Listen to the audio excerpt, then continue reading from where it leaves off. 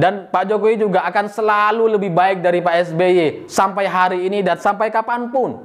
Karena ya apa yang prestasi yang dilakukan oleh SBY apa gitu. Kalau kita ingat SBY, yang kita ingat apa? Candi Hambalang, korupsi.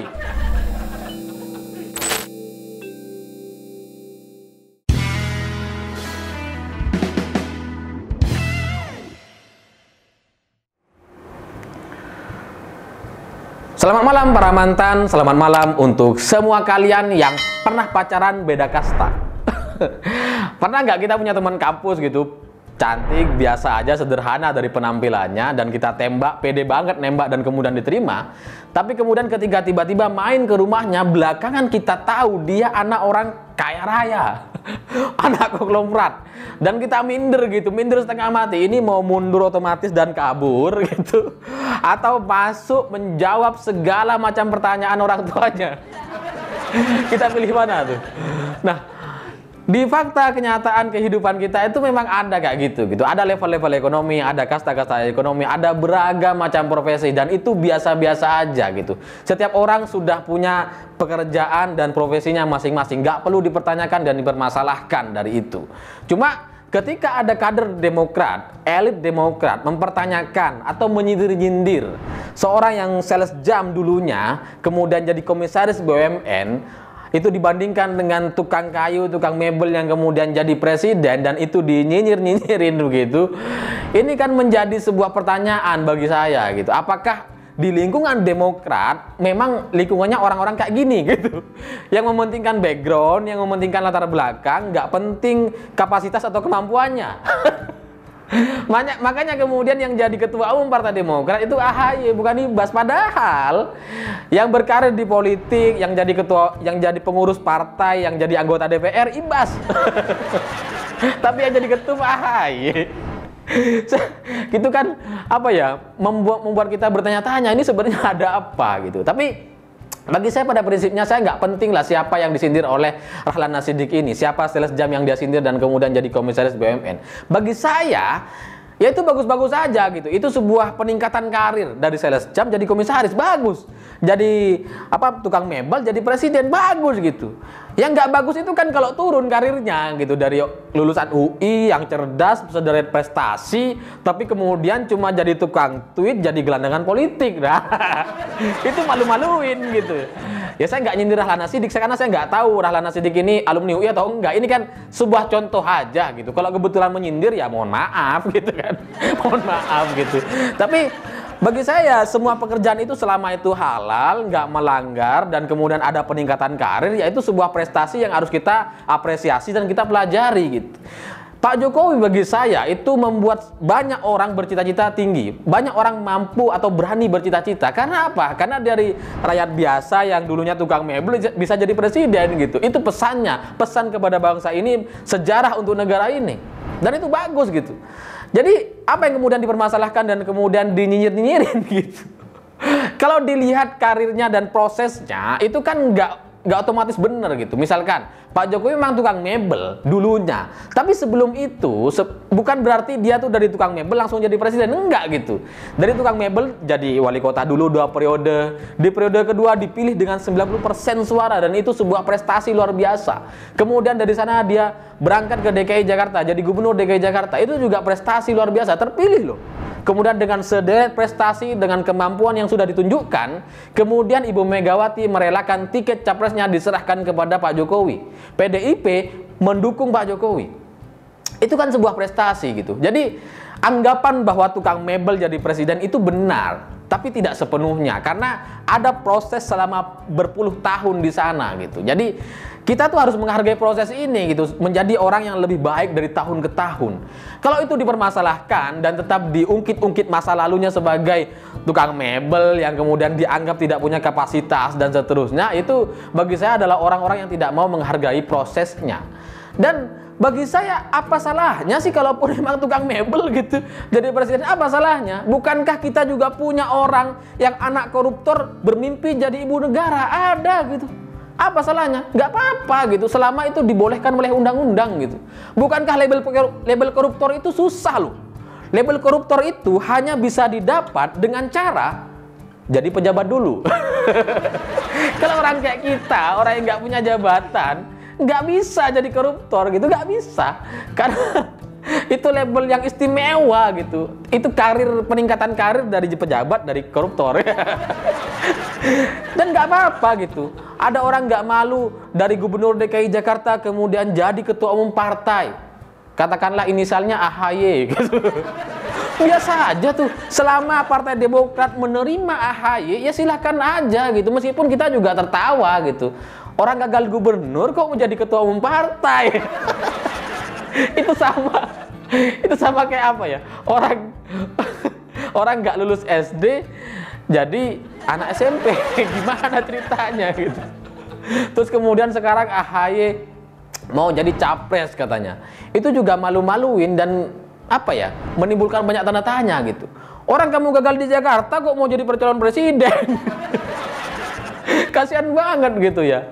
Dan ya tapi gimana gitu, itu kan boleh dilakukan. Silahkan aja, bahwa kemudian rakyat punya pilihan, ya bebas dong menentukan pilihan gitu ya. Misalkan kita jadi bertanya, ya kamu kan nggak dipercaya di Jakarta, kok ya pede maju sebagai calon presiden, boleh-boleh aja kita pertanyakan gitu. Tapi kalau AHY mau maksa, ya juga silahkan. Kalau kalah nanti jangan nangis, kan itu poinnya gitu ya.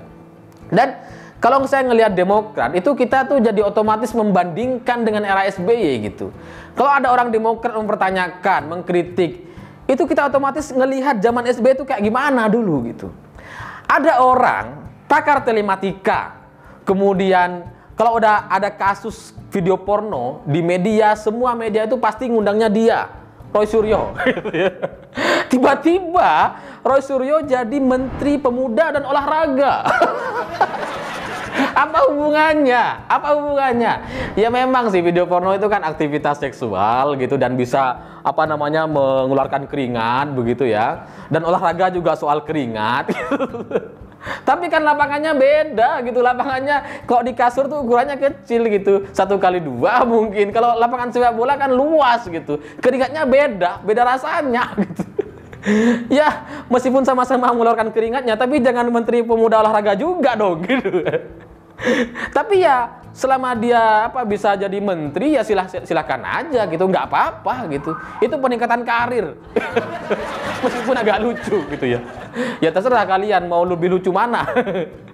Kalau kemudian Roy Suryo ditipu oleh anak anak muda, anak ABG saat beli sepeda online. Menteri ditipu. Nggak apa-apa gitu, yang penting jadi menteri. Bahwa kemudian masyarakat malu, bangsa ini malu kan bukan urusan menteri, yang penting menterinya nggak malu. Iya kan? Kemudian dia kemudian punya kasus bawa panci, bawa perabotan rumah tangga. Meskipun itu sudah selesai dilakukan, kemudian kata Roy Suryo sudah diselesaikan, ya tetap aja isunya itu pernah ada gitu. Ya sama kayak Pak Jokowi, pernah jadi tukang mebel memang, tapi kan prosesnya sudah diselesaikan dan sudah berkarir, bertumbuh menjadi lebih baik gitu ya. Ya terserah kalian ini mau lihat yang lebih lucu yang mana gitu. Ada juga Menteri Komunikasi dan Informasi. Ketika jadi menteri, dia bertanya, internet cepat buat apa? Internet cepat buat apa katanya? Ya buat internetan lah. Masa masih nanya buat apa? Itu kan sama kayak dosen bertanya ke mahasiswanya, ngapain kalian lulus? Ya biar lulus lah, biar nggak lama-lama di kampus gitu ya. Ini Menteri Komunikasi dan Informasi yang emang kerjanya untuk meningkatkan pelayanan komunikasi dan internet di Indonesia malah bertanya, internet cepat buat apa? Ya nggak malu-maluin gitu, menterinya nggak malu, pede aja dia tanya. Yang malu bangsa ini. Didengar sama orang lain, dibicarain orang lain, kebayang tuh malunya kita. Di Indonesia, Menkominfo-nya nanya, internet cepat buat apa? Ya lebih lucu lagi apa? Si Menkominfo ini bertanya dengan nada serius loh, nggak ketawa dia. Ya itulah yang memalukan gitu. Dan kita sampai di sini saya jadi sadar bahwa nampaknya Demokrat ini bukan partai oposisi gitu. Tidak bisa dia jadi oposisi dan mengoreksi kesalahan-kesalahan pemerintah. Kenapa?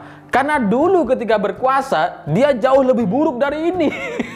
Jauh lebih buruk dari PDI Perjuangan, SBY jauh lebih buruk dari Pak Jokowi gitu. Jadi nggak bisa dia ngoreksi, dan dia ini jadi partai yang merasa sekarang itu merasa lebih baik gitu. Lucunya itu, di kenyataannya lebih buruk tapi mereka merasa lebih baik. Itu sama kayak apa ya, kayak orang kaya gitu, orang kaya di zamannya kemudian bangkrut tapi terus tetap ngerasa lebih kaya dari orang lain.